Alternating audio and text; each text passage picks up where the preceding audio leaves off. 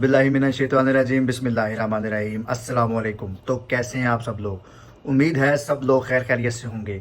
तो आज हम बात कर लेंगे कराची सऊदी एम्बेसी की और इस्लामाबाद सऊदी एम्बेसी की, और इसके साथ साथ हमने कुछ आपको अपडेट्स भी देनी है वीज़ों के मुतालिक भी और हज के मुतालिक भी आपको बताना है, क्योंकि हज का सीज़न भी शुरू हो गया है। और शामिल करेंगे उन भाइयों के कमेंट्स भी जिन्होंने मेरी लास्ट वीडियोज़ पर किए थे। वीडियो के शुरू में मैं आपको बताता चलूँ कि हमने ये कैटेगरी रखती है कि जो वीज़ा अगर किसी भाई का लगता है तो वो नीचे डेट, सबमिशन और चेंज डेट दोनों बताए, ठीक है। और इसके साथ वो ये भी बताया कि उसकी कैटेगरी कौन सी है। ये 3-4 चीज़ें आपके लिए ज़रूरी हैं। अगर किसी भाई का वीज़ा लगता है तो वो लाजमी थोड़ा सा ये बता दे डेट के हवाले से, डेट के हिसाब से, ताकि इसका फ़ायदा जो दूसरे भाई हैं उनको भी हो सके जिनके वीज़े अभी पेंडिंग में या नहीं लग रहे। तो एम्बेसी में आज काम ज़ोरों शोर से जारी है और काम बिल्कुल ठीक तरीके से हुआ है, जिसमें यह है कि जो वीज़े में ऑब्जेक्शन लगे हैं वो मेडिकल ऑब्जेक्शन है, या फिर दूसरा नंबर पे जो ऑब्जेक्शन लगे हैं वो अकद अमल के ऑब्जेक्शन है। दो ही मेन ऑब्जेक्शन लगे हैं, और तीसरा नेफ्टेक का कुछ पासपोर्ट पर इशू आया है, उसका भी जो उन्होंने इशू किया है तो वो भी लगे हैं। तो इसलिए जो वीआईपी सिस्टम में वीज़ा जमा थे इन पर कुछ पर ऑब्जेक्शन है, लेकिन ज़्यादा पर नहीं है। अब जिन भाइयों पर ऑब्जेक्शन लगा है वो लाजमी नीचे कमेंट्स में बताएं। और कुछ पासपोर्ट्स पर जिनमें ज़्यादा तादाद में फ्रीकेंसी देखें तो इसमें जो फिंगरप्रिंट का इशू है उसमें ज़्यादा मसला आया है। और मेडिकल जो ऑनलाइन वाला सिस्टम था वो भी तकरीबन इतना ज़्यादा इशू नहीं आया, लेकिन फिंगरप्रिंट्स का जिनका प्रॉब्लम है वो ये है कराची एम्बेसी में। इसके बरक्स जो इस्लामाबाद एम्बेसी है इसमें कोटा सिस्टम या कोटा की सूरत हाल कोई नहीं है, इसमें डायरेक्ट ही वीज़ा जमा होता है। तो वो लास्ट वीडियोज़ में भी मैंने आपको बताया था कि अगर आपके एजेंट ये कहते हैं कि 2 महीनों से आपने डॉक्यूमेंटेशन इस्लामाबाद एम्बेसी की दी है तो इन एजेंटों से अपना काम ना करवाएं, उन एजेंटों से अपने पासपोर्ट वगैरह वापस लेने, वो आपके साथ फ्रॉड कर रहे हैं। और ये थोड़ा ध्यान करें, इतनी आवाम के साथ ये फ्रॉड हो रहा है मेरे भाई, इतने लोगों के साथ ये फ्रॉड हो रहा है कि आपकी सोच है। जाली वीज़ों की बुनियाद पर जाली जो अकद अमल हैं वो बन रहे हैं, जाली ई नंबर निकल रहे हैं, पता नहीं क्या क्या चल रहा है। ये वीआईपी सिस्टम में मैं तो कहता हूँ कि भाई आप लोग ना पढ़ें तो अच्छी चीज़ है, आप लोगों के लिए बेहतरी यही है। नॉर्मल प्रोसेस से चलें, जो भी है आमल के वीज़े हैं। इसके बरक्स दूसरी कैटेगरी हम यहाँ पर बात करेंगे जो पढ़े लिखे अफराद हैं। पढ़े लिखे अफराद के लिए मेरी गुजारिश यही है कि धड़ाधड़ आप सीधा इधर ही ना आ जाएं। जो भी कंपनी आपको वीज़ा दे रही है आप लेके यहाँ पे आ रहे हैं, इसका नुकसान आपको पता है।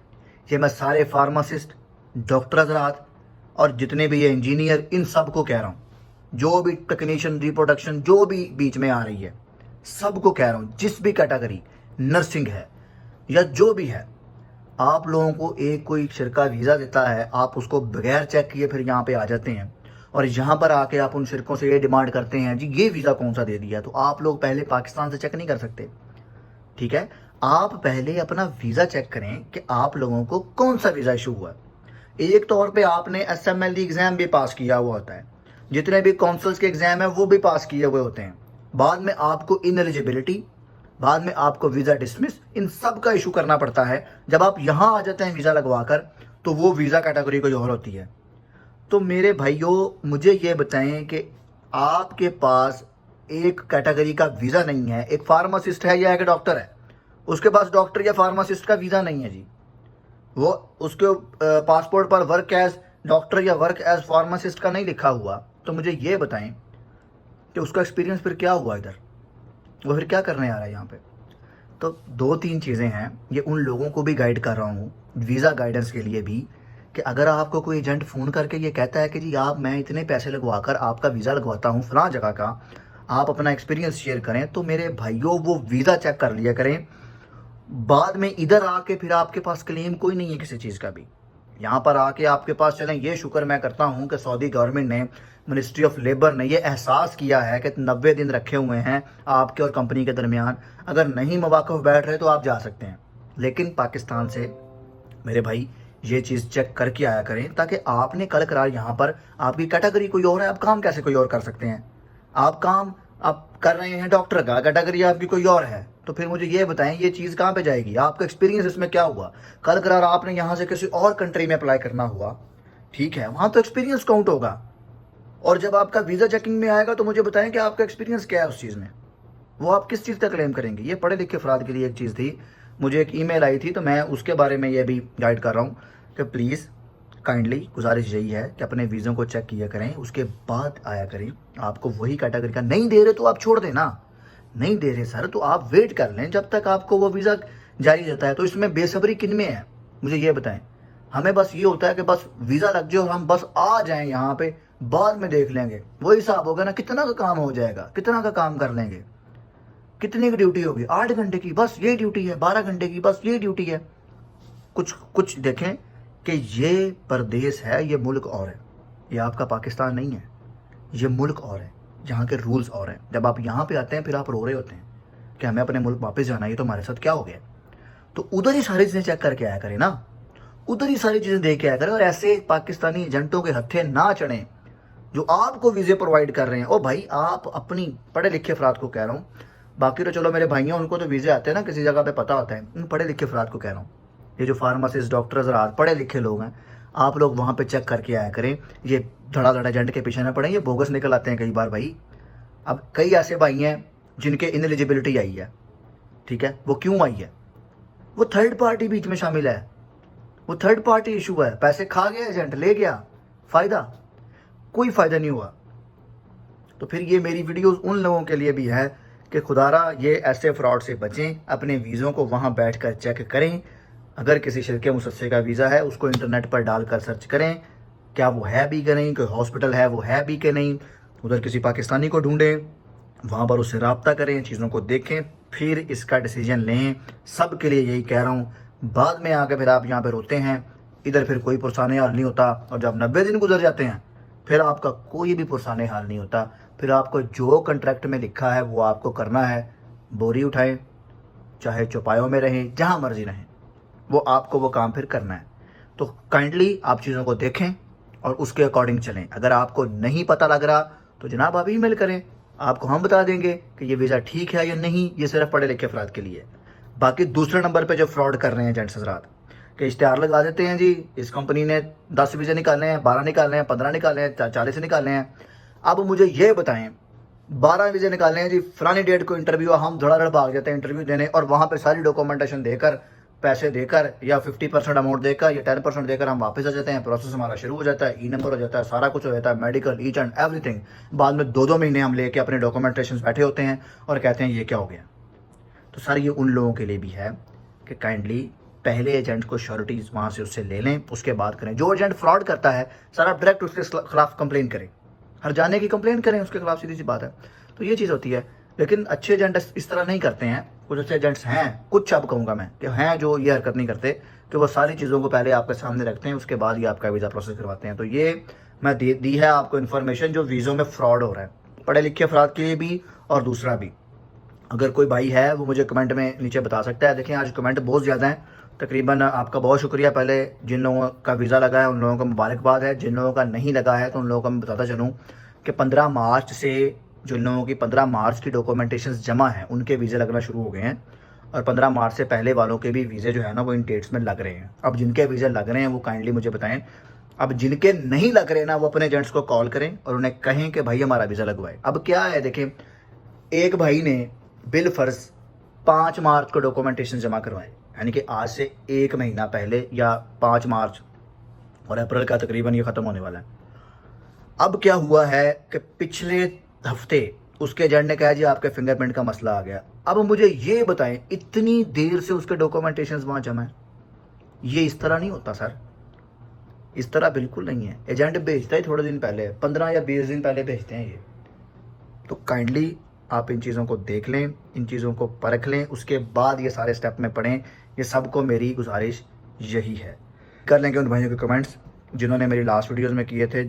जमील पूछते हैं कि डेट आज चेंज हुई है और वीज़ा कितने दिन में लग जाता है, या क्या होता है कि जिनकी डेट आज चेंज हुई है, ठीक है, उनका वीज़ा या एम्बेसी के एंड टाइमिंग्स पे लग जाता है, या उनका जो वीज़ा है वो इस वीक में लग जाएगा 2-3 दिन में। कोई इसमें टेंशन लेने की बात नहीं होती।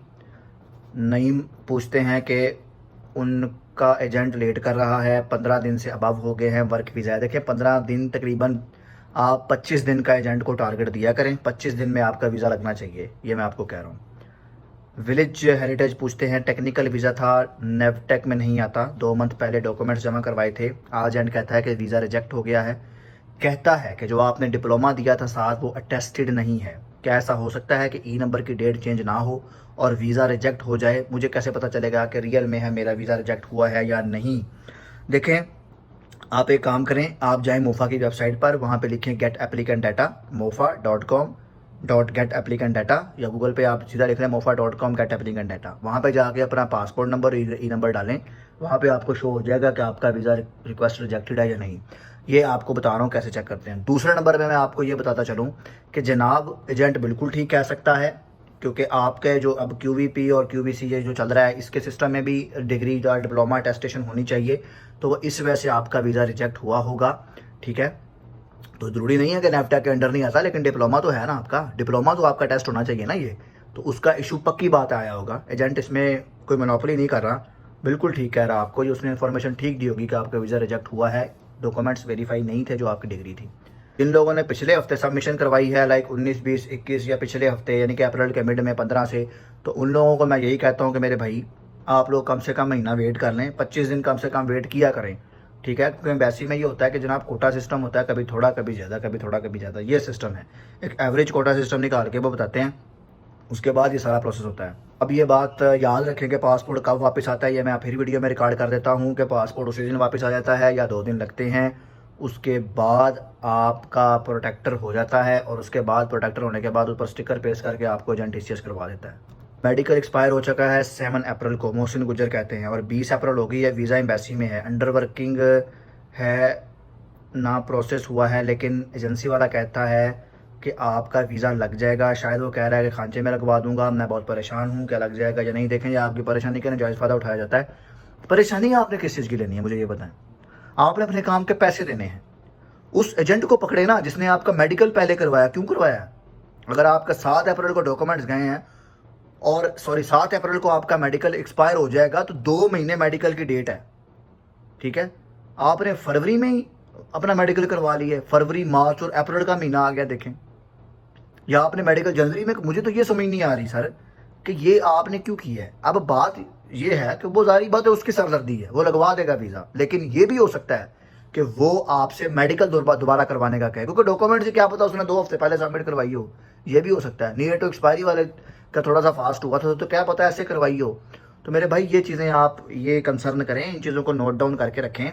ये आपके लिए इस चीज़ का फ़ायदा है कि मेडिकल के दिन सेव करें अपने, तब तक मेडिकल ना करवाएं जब तक आप अपना अकदमल नहीं देख लेते। जब अकदमल देख लेते हैं तब मेडिकल करवाएं, क्योंकि तब तो आप अकदमल, FRC, ये सारी चीज़ें आपके पास, पुलिस करेक्टर सर्टिफिकेट, ये सारी चीज़ें आपके पास एट द स्पॉट हों। आपका वहाँ से अकदमल आ गया, आपके 1-2 दिन में सारे डॉक्यूमेंट्स चले जाएंगे और 20-25 दिन में वीज़ा लग के आ जाएगा। ये प्रोसेस होता है। ये तो प्रोसेस कोई नहीं है सर कि आपका मेडिकल एक्सपायर हो गया। अब ये चांसेस आधे आधे हैं, मैं बता रहा हूँ। ये आपका एक्सपायर कह देगा एजेंट जी, दोबारा करवा के भेजें, ये हो सकता है, इसमें ऐसा नहीं होता है। कि 30/12 को ई नंबर निकला था, ड्राइवर का वीज़ा है, और एजेंट कह रहा है आजकल लग जाएगा, VIP सिस्टम में दिया हुआ है। देखें, अब इधर हम आपको क्या जवाब दें भाई।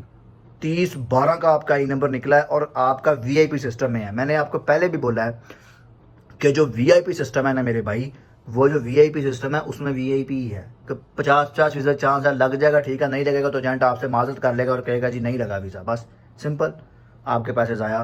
तो बेहतर ये था ना कि आप नॉर्मल प्रोसेस क्यों नहीं करवाते, आप नॉर्मल प्रोसेस से चलें, नॉर्मल प्रोसेस से कदम करवाएं, नॉर्मल प्रोसेस से चीज़ों को लेकर चलें, तो ये परेशानियां ना उठानी पड़े। तो ये भाई उनके लिए भी है जिन्होंने खांचे या VIP में काम करवा रहे हैं। देखिए 15 मार्च वाले लोगों के वीज़ा लगना शुरू हो गए हैं, आपका 30/12 का ई नंबर निकला है, तो ये एजेंट की निगलेक्शन है, इसमें एजेंट की गलती है, और इसमें आपकी भी मेरे भाई गलती है। आप क्यों खांचे में लगवा रहे हैं, आप अपना वीज़ा नॉर्मल प्रोसेस से लगवाएं ना, तो ये सही रहेगा।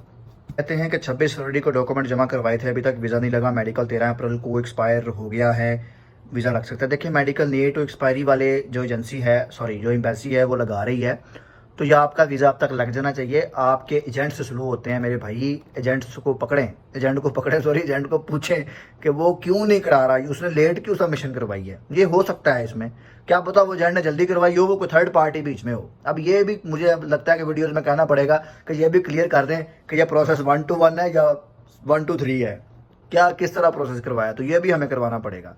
अहमद कहते हैं 2 वीक हो गए हैं, वीज़ा लग गया है, पासपोर्ट एजेंसी वापस आ गया है। ठीक है, एजेंट कह रहा है कि फीस नहीं जमा हो रही है एनबीपी में, तो सर आप बैंक चेंज करवा लें, आप एनबीपी में ज़रूरी फीस जमा करवानी है। हमारे तो जैज़ कैश भी चल जाता है, ठीक है, बैंक अकाउंट भी चल जाता है, तो आप किसी और बैंक से करवा लें, ये कोई इशू नहीं होता। ये पाकिस्तान की आपकी यह प्रोडक्टर इंश्योरेंस है सर, ये पाकिस्तान का सारा काम रह जाना। इधर आपकी कोई प्रोडक्टर इंश्योरेंस नहीं है, वो आपकी कंपनी के वाले है, वो आपकी कंपनी करवाएगी। तो ये थी मेरी आज की वीडियो। मैं उम्मीद करता हूँ आपको वीडियो पसंद आएगी। तो जिन भाइयों की डेट्स आज चेंज हुई है वो लाजमी बताएं, जिन भाइयों का वीज़ा लगा है वो भी लाजमी बताएं। वीडियो को लाइक शेयर सब्सक्राइब ज़रूर कर लें। और सबसे ज़्यादा मैं शुक्रगुजार हूँ, एक भाई हैं मोहम्मद बिलाल, वो काफ़ी नीचे गाइड कर रहे हैं, वो आधे से ज़्यादा मेरा काम वो कर रहे हैं, तो मैं उनका तहे दिल से शुक्रिया अदा करता हूँ। ठीक है, कि आप ये जो काम कर रहे हैं ये आप की ज़रा नवाजी है कि आप अपना वक्त निकाल के हर भाई को नीचे आपने कमेंट्स में जवाब दिए हैं, तो ये आप मेरा भी टाइम सेव कर रहे हैं, बहुत शुक्रिया सर आपका। और यहाँ पर वीडियो को एंड करते हैं, मिलते हैं नेक्स्ट वीडियो में, तब तक अपना ख्याल रखिएगा। अल्लाह हामी व नासिर।